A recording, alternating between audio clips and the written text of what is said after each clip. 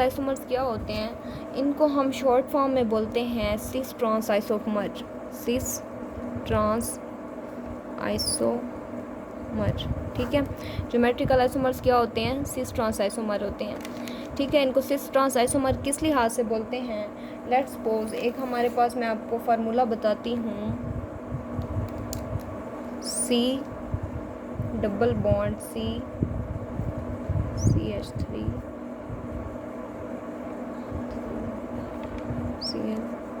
Cl, तो ये क्या है हमारे पास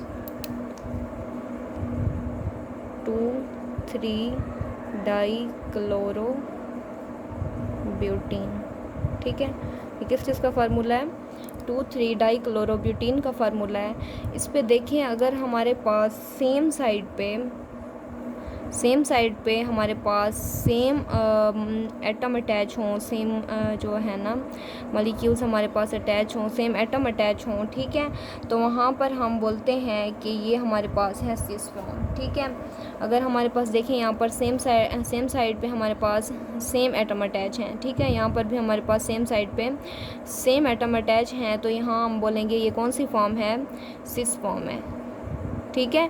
अगर हमारे पास ये डिफरेंट अरेंजमेंट हो, यहाँ पर CH3 है, डबल बॉन्ड C, यहाँ पर हमारे पास Cl लगा दें, यहाँ लगा दें CH3 और यहाँ लगा दें Cl, ठीक है। अब आप देखें जो सेम एटम हैं वो अपोजिट साइड पे आ गए हैं, ये सेम एटम अपोजिट साइड पे हैं, ये भी अपोजिट साइड पे हैं, तो ये हमारे पास कौन सी फॉर्म होगी, ट्रांसफॉर्म, ठीक है। सिस फॉर्म जो होती है उस पे सेम साइड पे होते हैं सेम एटम, और जो ट्रांसफॉर्म होती है वहाँ पर क्या होते हैं हमारे पास अपोजिट साइड पे होते हैं। तो इस तरह के जो आइसोमर्स होते हैं उनको हम बोलते हैं ज्योमेट्रिकल आइसोमर्स, ठीक है। जो सिस फॉर्म होती है वो हमारे पास चेंज हो जाती है किस में, ट्रांसफॉर्म में। क्लियर है हमारे पास ये बात, ठीक है। अब जो ज्योमेट्रिकल आइसोमर्स हैं उनमें मेनली हम बात करते हैं एक चीज़ की, जो ये है कि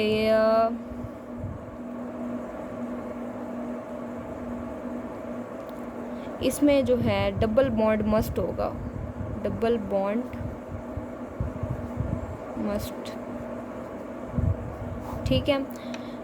जो हमारे पास ज्योमेट्रिकल आइसोमर्स हैं इनमें लाजमी डबल बॉन्ड का होना ज़रूरी है, ठीक है। मैं आपको एक एग्जांपल देती हूँ, ये हमारे पास एक एग्जांपल है CH3 Cl CH3 और ये हमारे पास है Cl।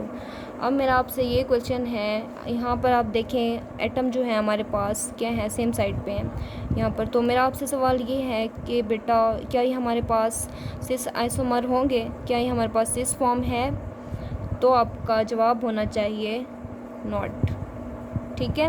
क्यों नॉट, क्योंकि ज्योमेट्रिकल आइसोमर्स में डबल बॉन्ड मस्ट होना चाहिए। समझ आ गई है, क्लियर हो गया है, हमारे पास डबल बॉन्ड मस्ट होना चाहिए। और जो दूसरी सेकंड चीज़ हमारे पास ज़रूरी होती है जो, वो हमारे पास होता है रिस्ट्रिक्टेड रोटेशन।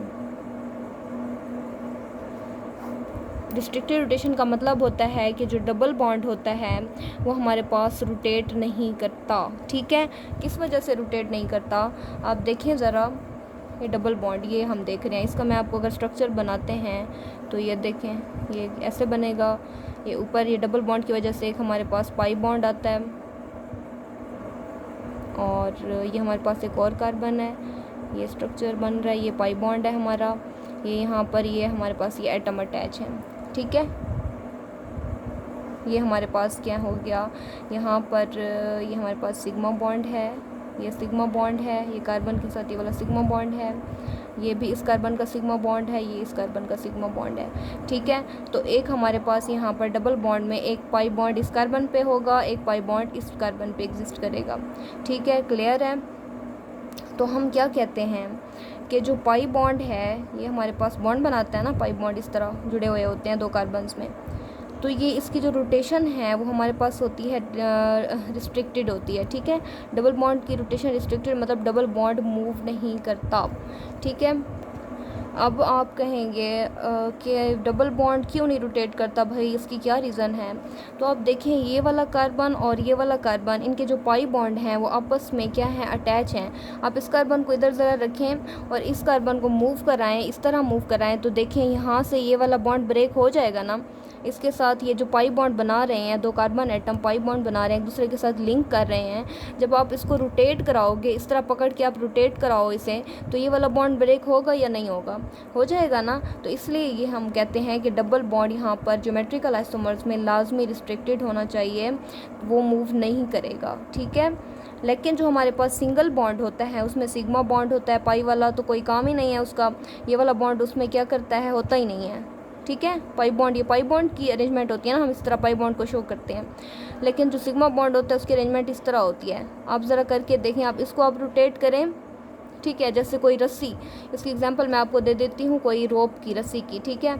आप रस्सी को उसको फोल्ड करें, फिर आप उसको डबल फोल्ड करें या उसको दोबारा आप लूज़ कर दें, तो देखिए उसके अरेंजमेंट में कोई फ़र्क नहीं आना। रस्सी टूटेगी तो नहीं ना, नहीं टूटती, बिल्कुल भी नहीं टूटती, ठीक है। तो इसी तरह हम कह सकते हैं कि जो सिंगल बॉन्ड की रोटेशन है वो पॉसिबल है। सिंगल बॉन्ड की, यहाँ पर सिंगल बॉन्ड में रोटेशन एग्जिस्ट करती है, ठीक है। ये मेरी बात ज़रा आप लोग जहन में रख लेना, ये आगे भी आपका क्वेश्चन आना है, रोटेशन अराउंड सिंगल बॉन्ड और डबल बॉन्ड। डबल बॉन्ड में रोटेशन क्या होती है, रिस्ट्रिक्टेड होती है, एग्जिस्ट नहीं करती, ना ही डबल बॉन्ड में होती है ना ही ट्रिपल बॉन्ड में होती है, लेकिन रोटेशन एग्जिस्ट करती है इन सिंगल बॉन्ड।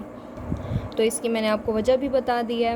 इसकी क्या वजह है कि रोटेशन सिंगल बॉन्ड में पाई जाती है जबकि हमारे पास डबल और ट्रिपल बॉन्ड में नहीं पाई जाती। तो इसकी वजह वहीं सिग्मा और हमारे पास पाई बॉन्ड है, ठीक है। तो आपके पास ये भी क्वेश्चन क्लियर हो गया कि रिस्ट्रिक्शन के जो रोटेशन है वो सिंगल बॉन्ड में एग्जिस्ट करती है लेकिन डबल और ट्रिपल बॉन्ड में एग्जिस्ट नहीं करती। तो इसकी रीज़न पता चल गई आपको, ठीक है। तो आज हमने बस इतना पढ़ना था, ज्योमेट्रिकल का मैंने आपको डिटेल में समझा दिया है। होप सो कि आपको क्लियर हो गया होगा। अगर कोई भी क्वेश्चन हो आप मुझसे इजीली पूछ सकते हैं कमेंट सेक्शन में, ठीक है। Thank you so much and अल्लाह हाफिज़।